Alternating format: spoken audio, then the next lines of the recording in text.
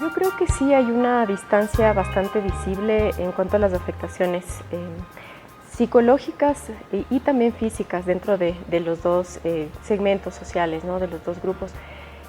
Hay que tomar en cuenta que siempre ha existido estudios dentro de las urbes, se hacen más estudios en las ciudades grandes, en las capitales, dentro de las comunidades rurales, las comunidades indígenas, no, en cambio no se tiene tanta referencia, ¿no? Lo que se sabe es de algunas organizaciones como las organizaciones de la Amazonía, gracias a la Confenae, porque a través de ellos nos llegaba la información de cuántos enfermos había, cuántas camas faltaban, qué es lo que necesitaban dentro de los medicamentos, ¿no?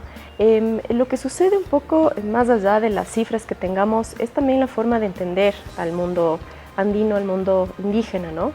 Ellos cuentan con otras formas de abastecerse, de solucionar sus problemas, por ejemplo, de salud física.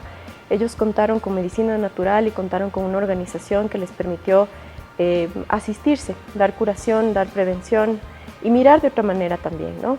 No fue tanto miedo, por ejemplo, no hubo tanto miedo como el que sí había aquí, en la ciudad grande, en la capital, me estoy refiriendo a Quito, o en otras ciudades grandes, donde la gente estaba asustada por todo este flujo grande y muy movido, ¿no? De información que había. En cuanto a la salud mental, creo que lo que más, digamos, se remarcó, fue destacable, era el tema del recrudecimiento, la agudización de ciertos malestares o sufrimientos psíquicos que tenía la gente anteriormente, ¿no?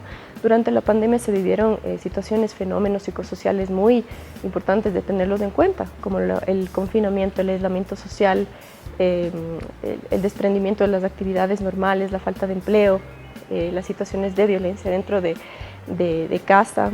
Entonces, este tipo de cosas como que se sortean o se miran de diferente manera dentro de la realidad, donde sí se cree, por ejemplo, en la atención psicológica, en la atención psiquiátrica.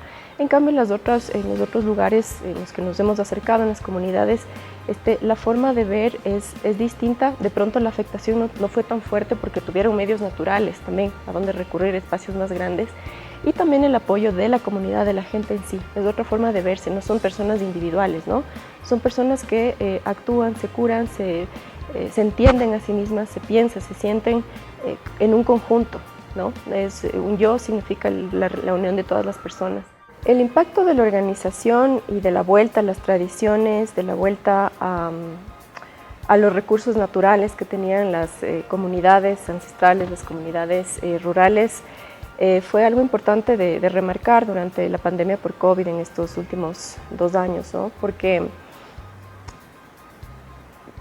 frente a todas las adversidades, a la falta de atención, sobre todo a la falta de medios, de vías que permitan conectarse entre las personas y con otras poblaciones, pues recurrieron a iniciativas muy interesantes que fue de organización, como mingas, como cierre de los límites del pueblo, por ejemplo, para que no puedan ser contagiados por personas que vinieran de otros sitios, sobre todo de ciudades grandes. Entonces, la forma en la que ellos tuvieron que enfrentar esto fue a través de las asambleas, de las conversaciones comunitarias, de los puentes de comunicación también, que fue muy importante destacar, de las vocerías, todo esto para ellos tener, digamos, una mejor forma de enfrentar. Se vieron muchas iniciativas creativas también, ¿no? También para pedir auxilio, para pedir ayuda. A través de video veíamos que la gente todo moría y pasábamos asustados todo, y dentro de ello y no sabíamos qué era esa pandemia COVID, y uno de esos nos afectó dentro de mi familia y no sabía, y le ponía ampollas, inyecciones, no le pasaba, y él estaba 14 días de fiebre, y dentro de ello yo cogí una limonada con sangre de drago y verbena, matico, ajos de monte, y hice baños de vaporización 3 días seguidos, 3 días. Y después le pasó todo fiebre y no tenía, él sentía que no tenía ni sabor la comida. Ahí acudió, como mi esposo entendía un poco de salud, entonces él empezó a hacer jarabes y tabletas de jengibre. Y jarabes de jengibre hacíamos, y casi toda la mayoría de las comunidades ayudamos. Empezaron pues a reconocerse y a tener que recordar sus raíces culturales, ¿no? Sus prácticas ancestrales, sus prácticas dentro de lo medicinal, de lo culinario, por ejemplo, de actividades que tienen que ver con rituales también, con celebraciones históricas que tenían, ¿no? Entonces se dio mucho la vuelta, se miró nuevamente a los juegos tradicionales, a los rezos, a las reuniones entre mujeres, en fin, todo lo que tiene que ver con el traer de nuevo el símbolo, recordar, ¿no?